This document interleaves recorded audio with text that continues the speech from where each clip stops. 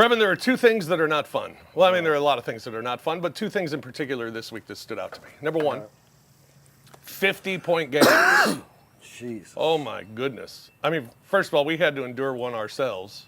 Luckily, it's one of those times where, we always talk about wanting to do a game, call a game. Right. I was so happy. I left at halftime, Brevin.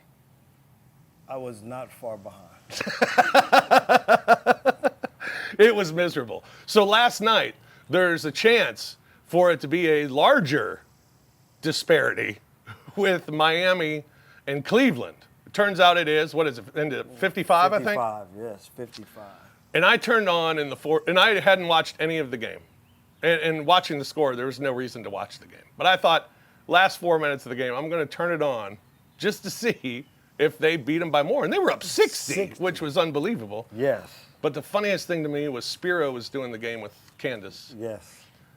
Every single possession, Spiro mentioned the time left in the game. You could tell that poor guy was like, 2:13 to go in the game. Please. 1:57 to go in the game. I mean, you were like, that poor guy just wants to get the hell out. Because I can't imagine. I told our boss, Scott Zachary, I was like, I can't imagine if we had to do that game, what we would have done post-game. I mean, what do you... You run highlights. Well, a tough one for the Grizzlies. No, you can't even say that. How about Candace Parker was like, we just want to thank all of our family members and the family members of the other players for continuing to watch. Oh, that's funny. Yeah, so those games are miserable. Not fun to watch at all. And then the other thing on a much more serious level, Achilles injuries are the worst because you know what they are when they happen. Yes. And you know what that means. I mean, a guy goes down with a knee injury. It looks like he's got a knee injury. I mean, unless it's gruesome and it's right. pretty terrible. You don't know what it is until we get the imaging and see what's going to happen. And, but you fear the worst, but you don't know. The Achilles, you just know. You know right then, this guy is done for at least a year. And that is just miserable. And it happened to Damian Lillard this week, and it was horrible to see. Well, and what was made it even worse was the fact that he was just coming back from the blood clot. Yeah. Just was working back and had played a game, and so to see it, and like you said, as soon as you saw it, it's like, oh, you already know. Yep. And he knew. He knew. When he was sitting there, you could tell. And just sitting there looking. Yeah. He knew, and so. Hopefully, he's able to recover as quickly and as best possible. And we saw BC come back from it. Yeah. And perform very well until the latest knee mishap with him. But best of luck to Damian Lillard. Yes. That's terrible, especially this time of his career too. I mean, the first thing you think of is that it? And hopefully not for Damian Lillard. All right, welcome to Night Court, everybody. I'm Rob Fisher. He's Brevin Knight. You can follow us on Twitter at @TheFishNation, @BrevinKnight22. The show is at Night Court 22, and you can watch this podcast each and every week on the Bluff City Media YouTube channel. So we thank those of you that are watching, and those of you listening, you have the option to listen and watch each and every week here on Night Court. All right, Grizzlies, we wrap up the season. Game 3 was about as heartbreaking, slow burn. It was worse than Game 1. Like, Game 1 was just like, what the hell just happened? I mean, it's amazing how much in that game there were points where I looked up at the scoreboard and I said, all right, let's just keep it at 20. Then I was like, all right, let's just keep it at 15. All right, keep it at 12. Just keep it at 12. All right, let's get back to 10. And it was just like, oh my God, is this really happening? And you lead for 46 and a half minutes. And Oklahoma steals the win from you. And John Morant injured in the second quarter. That's kind of when things started to fall apart. And that was, for a minute, I thought we were going back to Oklahoma City. For more than a minute.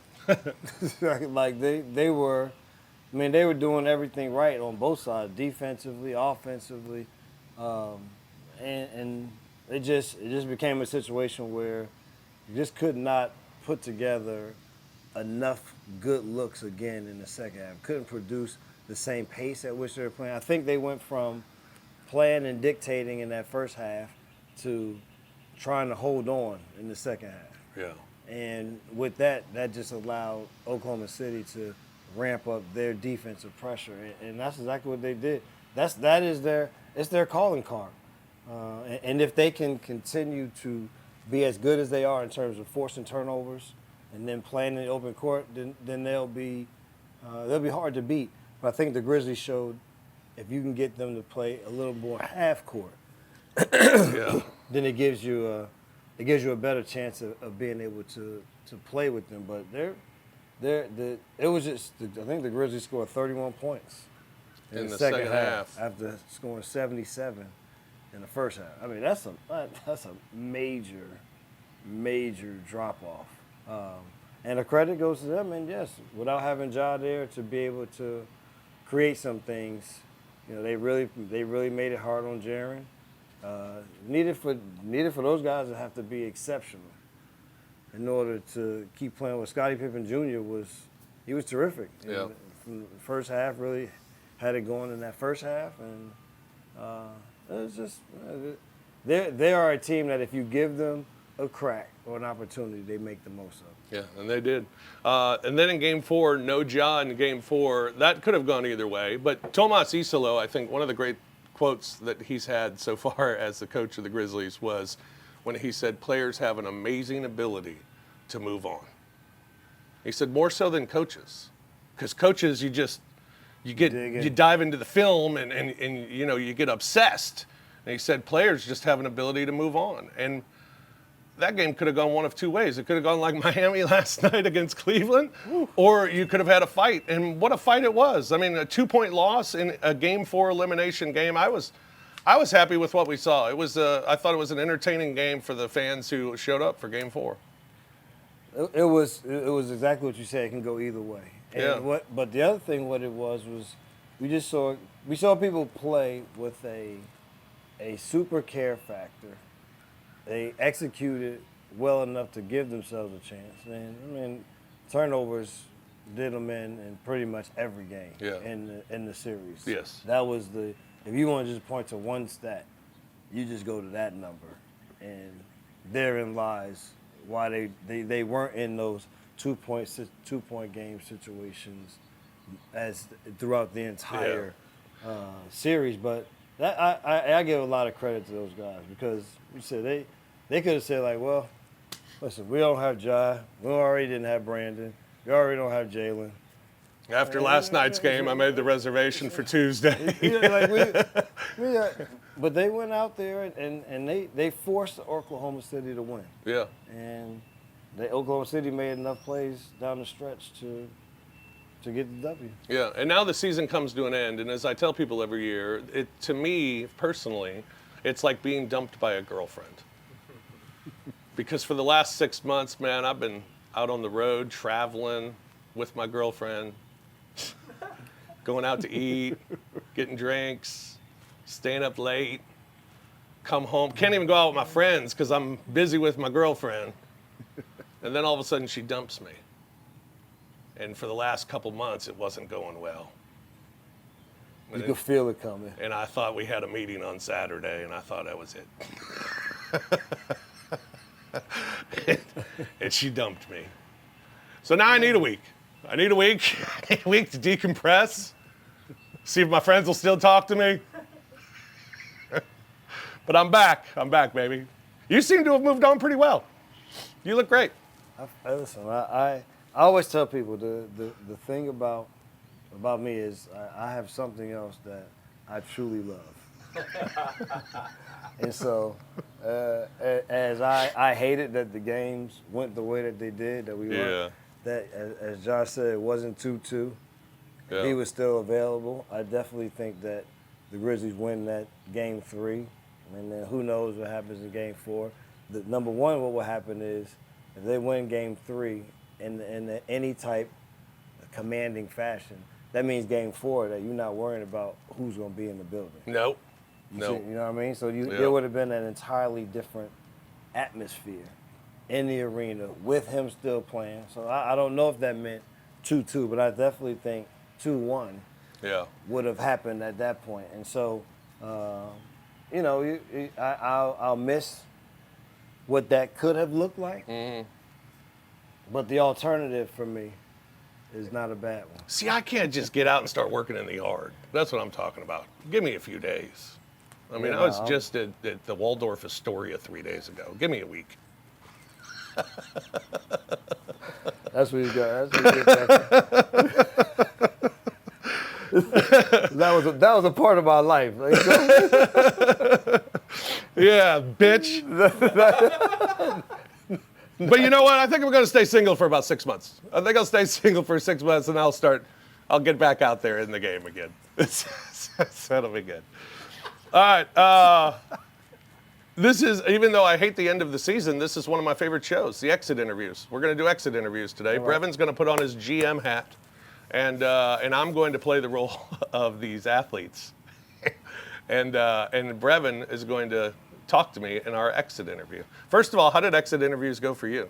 Were they ever contentious or ever bad, or did you ever skip any? Or We didn't really have this exit interview thing. no? I don't really remember. Like, even when they talked about it, I don't remember many times of going in and sitting with a coach and going over what I don't remember doing it. The off-season stuff? You This just is went to like- your locker, got your stuff, and Yeah, like you talked. We definitely talked. We talked, but I don't remember them being like scheduled. Maybe it did happen. wasn't a media thing? Know what it was though, because at that point, I told you I had another love, Yeah. and so because of that, there was the season over. We are probably, and most of my teams were bad. What do you want to talk to me about?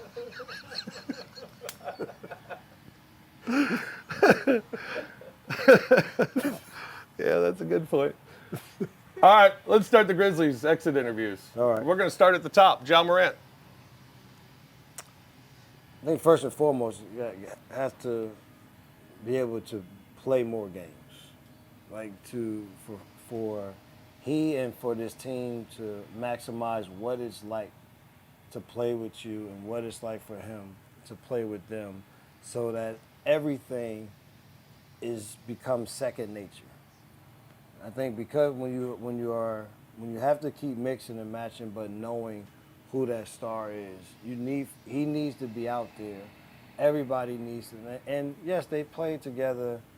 Of course, the big three is 5 years together, and then you have the others that have been here 3-4 years. So they've been together enough, but in terms of going through the war, difference in we're together practicing, we're around each other, than playing in these games together and what it takes to get it done in pressure situations. And he's going to be at the head of that. Like this team wins and will be successfully winning because of him. That's how gifted he is. And with this game, just for me, it's the same thing is continue to physically get stronger. You just have to you don't have to get bulk up or anything, but to be able to take the hits, the bumps, the bruises that you're going to take throughout the season. And then keep working on that mid-range jump shot as being something that you continue to go to, so you minimize the vulnerability sometimes of taking the type fouls that he takes with the way that people are going to defend him. Yeah. Because that mid-range elbow, automatic. It's money for him. Yeah. And he gets it in different ways, whether it's a pull-up jump shot or it's the floater that he'll shoot from there. Yeah. And so. Yeah, that would be it. All right. Jaren? Jaren, for me, it is to I don't know how you always can say someone needs to get nastier in some way, but be able to use his physicality to go along with the finesse of his game. Because he's, more times than not, he is physically stronger than whatever his matchup is, but I don't know if he really understands how to use it. And so being able to run more into the paint, like sometimes when I get these post-ups, the post-up is so far away from the basket, now the advantage for them to help is there quicker, just running more straight into the painted area, then maybe start to work yourself out. So now when you do catch in post-up situations, then you're a little bit closer to be able to make your moves because he's long also. It doesn't take him a lot to get places.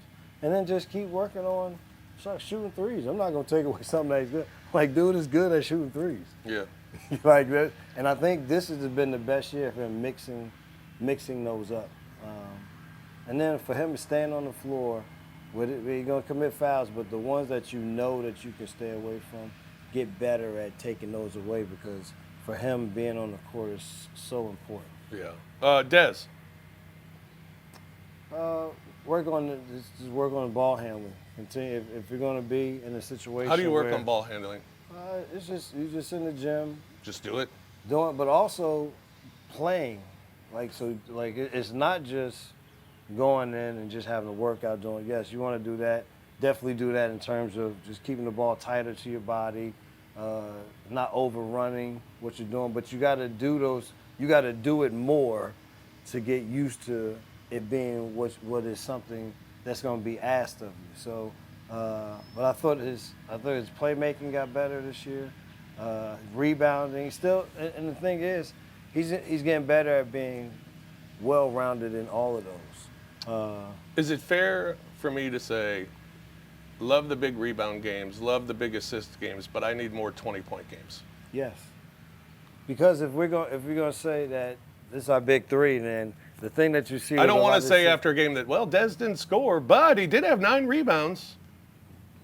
And he's got to score. And I think it's also a function of figuring out how he's going to get shots also.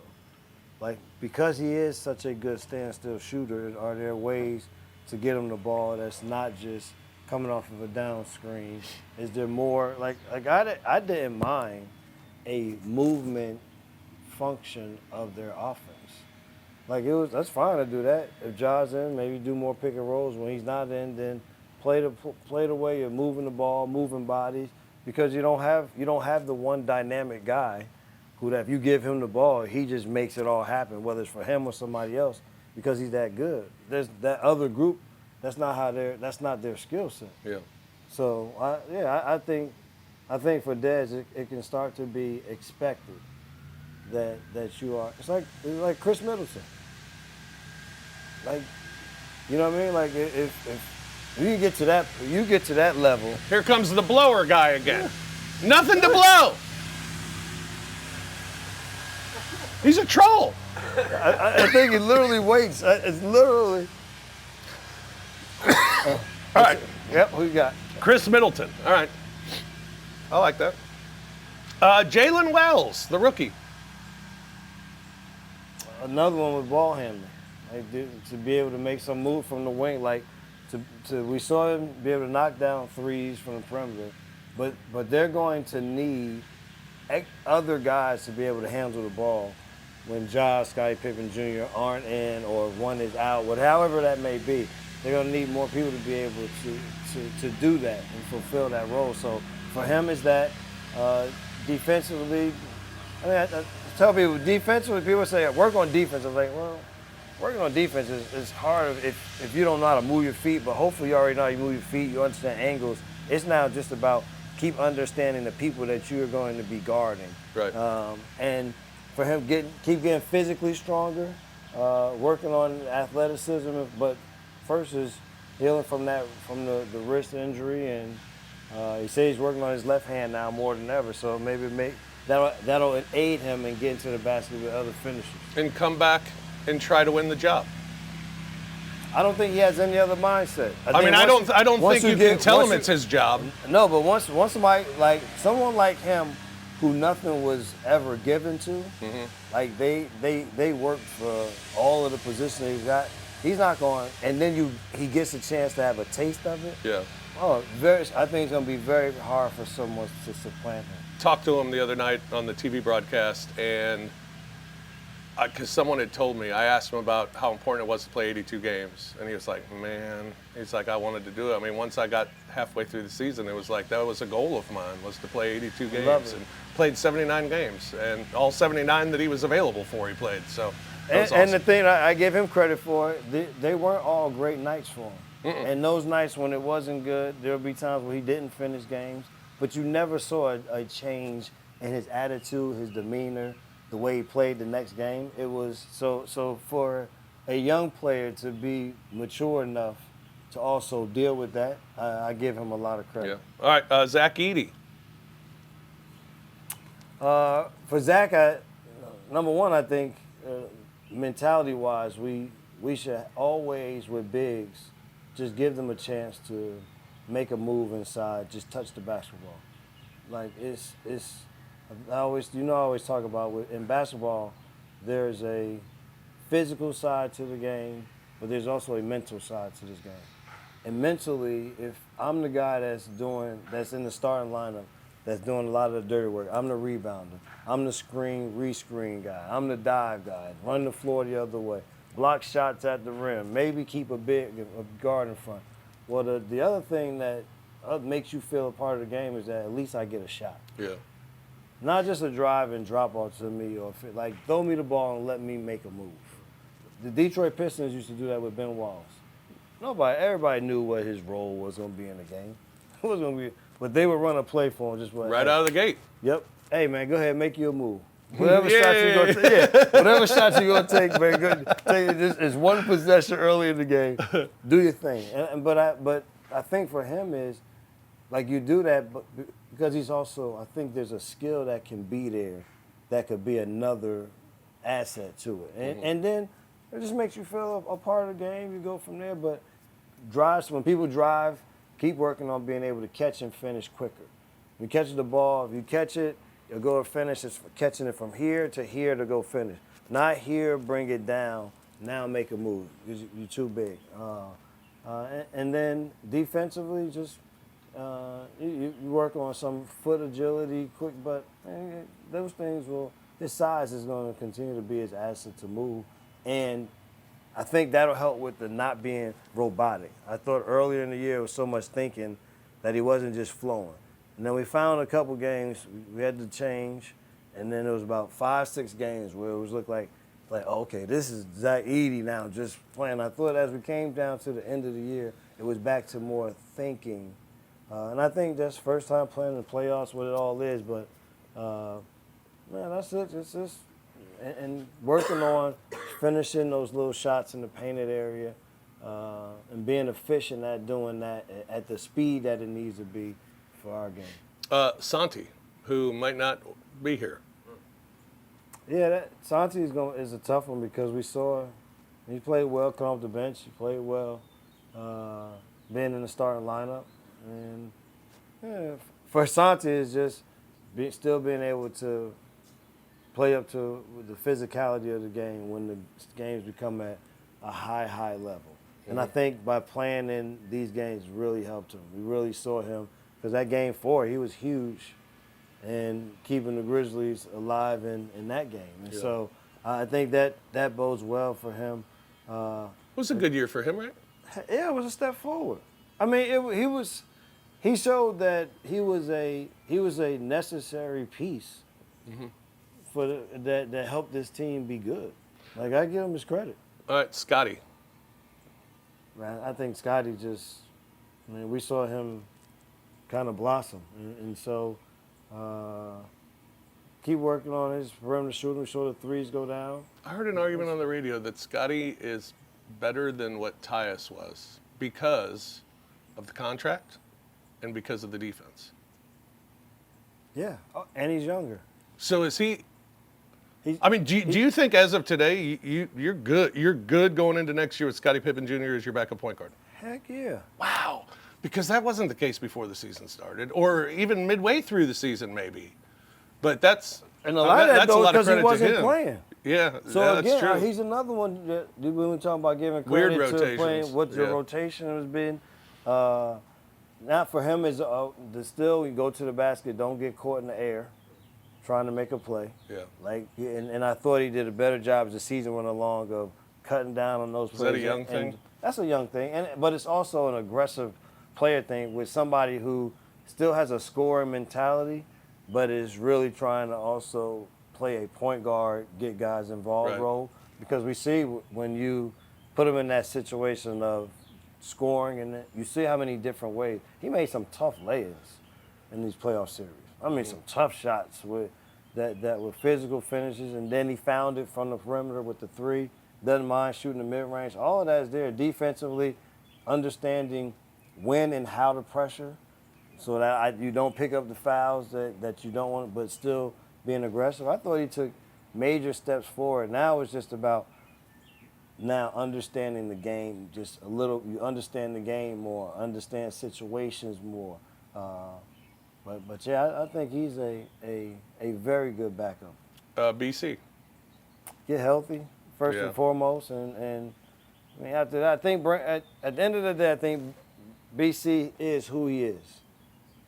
Like what we see when we say doing BC things with the finishes in the painted area, the effort plays on defense, the rebounding, the way that he plays it undersized, but still is as effective as he is with it.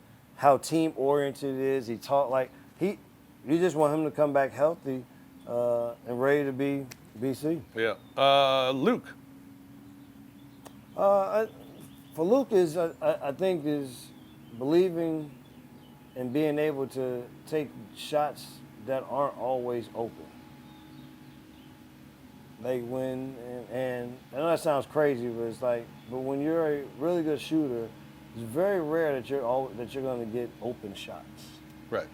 You know, it's like open shots are The for plan is to contest you. Yes, like the open shots are for like guys like me. Like Right. if he's at the 3-point line, don't worry about him. Right. But for you, it doesn't matter. Like they're always going to be running at you, but it's such an asset. And then just keep working on, because people do close out so hard. I thought he did a better job this year of putting the ball on the floor and making plays and being able to make shots. But that's the thing that stands out the most to me would be that. Vince. Vince is, I think for us in next year, they need that the old aggressive mentality Vince Williams Jr. You know, not The Joker, the quiet assassin. Yeah. The things we were saying about him last year. Like they need that because he's so long defensively, and he's worked really hard on making his three-point shot be something that's a viable option for him. But he still has that awkward game that he puts on the floor. And I like it when he's more in just doing that maybe in a 2 or 3 position, not at the 1. Because at the 2 or 3, now it's just a part of the game. Like, I'm not responsible for running the plays, getting guys the ball. I can just play, and I got this kind of awkward, really good offensive set that I can go to that can help. So I would like to see him not be the point for us in any way. Let him be a 2 or 3. Let him defend and alleviate some of the responsibility of saying you're the point guard now out there to handle the ball. And then I think you will be able to get the best out of him. Gigi. Maturing is going to be a big thing for him, and understanding of what your role is going to be with this team as they're put together. If I'm Gigi and walk in and say, define my role, it was never defined for me. I need for you to be a more offensively talented John Conchar.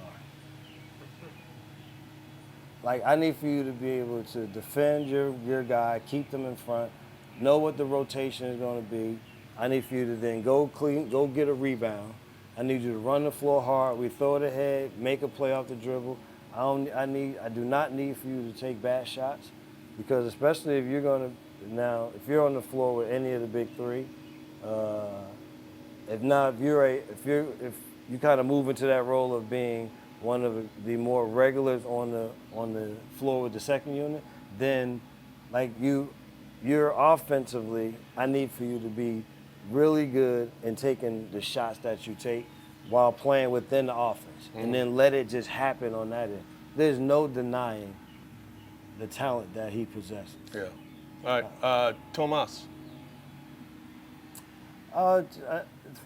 Figure out what is the best way to maximize your main guy's talents. I think that everybody else that are the role guys, they fit around and support that.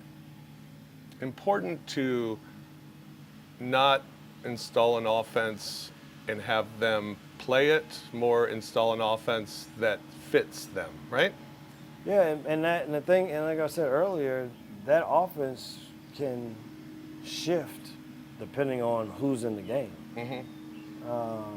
Because the people that are in the game dictate what you're going to do anyway. Right. And so I think figuring out some way to merge wanting to play fast and move, but you got to do a better job of keeping the turnover down. Like, it's not a risky play fast. Right. Like and so I think that'll be good. But I always say in NBA coaching, it's not the X and O's. It's how are you able to communicate and get guys to play hard every night. Yeah. And if you can do that, and there's the talents there, and you definitely go out and you're able to feel it. Like I would love for him. I thought this was good for him because to be able to also get a feel for what it is to coach basketball. Because I also feel like coaching is you get prepared with a lot of stuff. We're ready. We go in with this what we think it's going to be. But at some point in time, it just becomes a feel. Yeah. As you're standing over there, there's just something that gets you to. It's not what we already predetermined. That predetermined thing, I hear what we thought, but right now I feel this. And I thought if he's going to be our head coach, that at least this gave him an opportunity to see what it felt like to be there and feel having the power to be able to make decisions that may not be what we talked about, but I'm this one right here. I'm grooving with this. All right. This one's my favorite one. Tell Zach Kleiman what what needs to be done with this team. Not specifics, not specific players or anything like that. Where does this team need to move next? What needs to be on the whiteboard as to do this summer? Ball handlers and creators for me. Like we gotta. I think being able to find another size, another wing player that can handle the basketball. I think what the Oklahoma City thing showed was we need more people to be able to handle the ball. Yeah. Like that is. I think that would be, for me, would be first and foremost, and a creator in that, somebody that can go get a basket, or they can get a foul, or they know they're creative in that way. And again, preferably somebody with size at that wing position. You know, I keep saying we've been, since I'm stick to it. Since Rudy Gay left, we've still looking for Rudy Gay. We're still looking for that type player. Mm-hmm. You know what I'm saying? Like that. Like you think of that would be a nice asset. Yeah. All right. Good stuff. Good exit interviews today. Appreciate it. I was going to ask you about Zion pulling, but I don't know if there's enough sample size. Yeah. I think there's no denying the talent, but it just already fits. I think we just got to get bigger. Yeah, and then there's Cam and Yuki and Jay Huff, and I just thought those would all be easy, so we can skip over those.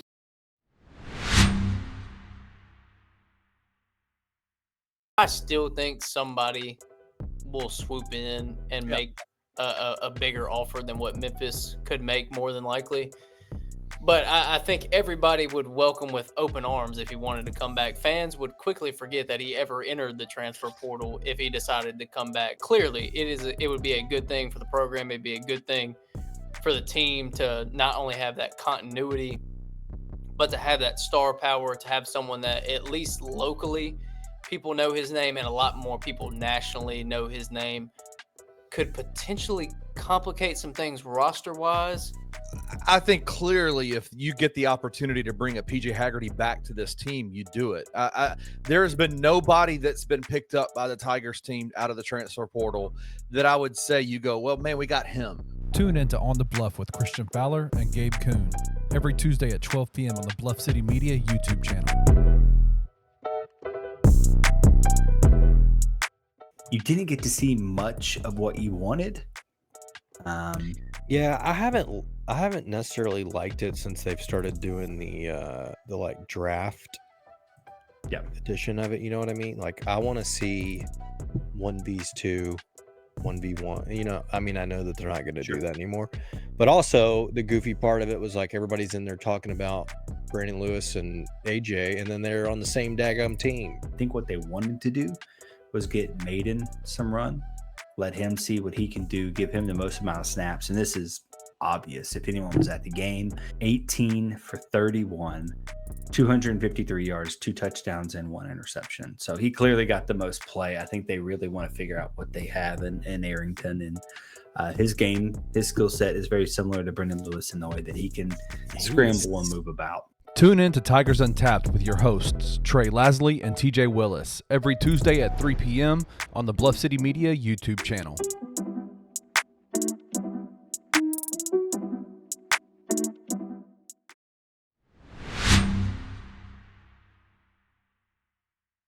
All right, playoffs. I don't know how long we've gone today because I forgot to set my thing, but I'm going to keep going. Playoffs. 5 minutes. 5 minutes? All right. You've been going 5 minutes. We've only been on 5 minutes? That's good. Yeah. Cleveland, they sweep Miami, no shock there. 55-point game, that was pretty unbelievable. That was it. Boston about to do away with Orlando. Orlando gave them a nice little fight. Orlando did what you That expect. Wagner is good, and I don't know which one, but Yes. Franz? I think? Yes. Van Carroll's good. They pushed the better team. You want to give yourself a chance to win in the games, and they've done that. Yeah. Detroit down 3-1 to the Knicks in a heartbreaker in their last loss, which should have been a foul. Yeah, I mean, we all know it should have been a foul. And the officials even said it should have been a foul, so Which should have been a foul. I always say is, don't even say anything. Don't No watch kidding. it. Watch it the next day. So after the game, say, well, we don't watch film until the next day. Right. Like, why are they doing interviews anyway? Why are we doing? With the referees? Yeah. Pool reporters? Yeah. What is for what? So what? Indiana leads Milwaukee 3-1. Indiana's just been the much better team. Yeah, you know me. I don't root for Milwaukee. Yeah, I know. In the West, Golden State 3-1 up on Houston. What a game it was last night. That was a lot of fun to watch. Came down to the final possession and Şengün going one-on-one against Draymond, and Draymond won the battle. Yeah, it's tough. It was different if they would have gotten the ball under the free throw line, made a move, but he tried to make a move from outside the 3-point line. Yeah. Against one of the better big Physical one-on-one defenders in the game. That moves, and you know that benefit of the doubt at that point of the game is we're gonna let them play and decide it themselves. And so that was just a tough way to try to finish the game, but they're going to need something from Jalen Green. If they're going to have any chance of extending the series after Game 5, he's going to have to be a lot better. You can't be the most talented player on the team, I guess, we're going with him, he and Şengün, but probably him, and not be playing fourth quarters. Yeah. And not a situation where now we just rolling with these 5. They making other substitutions around you. Like, other guys are going in and out of the game, and you still sitting there like that. Yeah. That can't happen. Yeah. Other takeaway, I hate Podziemski. Hate him. Don't like him. Well, I like him. Number 1, he's a warrior. Number 2, he's good. Number 3, the hair. I mean, just there's nothing to like about him. Well, I think we just have our feelings toward. And then when they did that grit grind, they put that thing up on their social media. Grit grind warriors? Yeah. That was bullshit. That's ours. Minnesota leading the Lakers 3-1. I told you that was the most. We talked about it. You said, I think at the beginning you asked me what was the most intriguing one, and I said it would be that. Like the Warriors beating the Rockets was nothing that people would think was out of the realm. Right. like most people thought they would because of They their were the favorite. experience. Right. They're the experience and all these. So that one, but and then you thought you thought ours would go the Thunder's way. Yeah. You had to say it was a sweep, but you would have thought that. But this 3-6 was definitely a bad matchup for the Lakers. Yeah. And that's what has happened. What's it called? Size, physicality, and that got doggone Anthony Edwards. He's something else. I mean, Special player. And McDaniels has been terrific. Yeah. No, they've been really good. They've been good. They look like the Minnesota from last year. They look like, when I told you before, it's like they just kept going this way. It's kind of like we got stalled out, Yeah, they did. and they've continued. They just didn't move anywhere because everybody else was winning too. That was Yeah. it. But they have been successful. And then my Jersey boy Nas Reed. Nas Reed, man, Grizz killer. Jeez. Denver and the Clippers tied at 2. That's been a fun series. How about that finish in Game 4?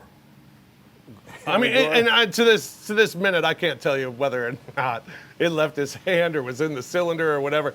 That was the closest you could ever imagine. It was literally like it looked like they had the one where the hands are down and the ball is just outside, but his hands are in. I mean, it was Amazingly close and awesome finish. That was cool. But what I've enjoyed about these playoffs is I've just enjoyed that you have to no longer are you able to just run freely and everybody is good when you're not being touched.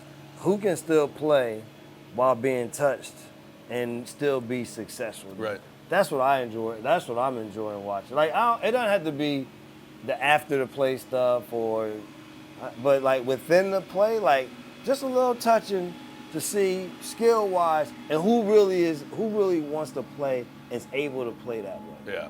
Yeah. Chris Finch, however, says physicality in the playoffs has gone way too far and has disrupted the flow.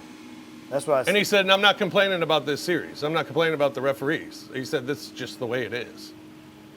That's why I say it is like none of the outside stuff. Like because a lot of times now there are, I guess that Anthony Edwards, LeBron James one was crazy a little bit when they were just pushing each other. Yeah.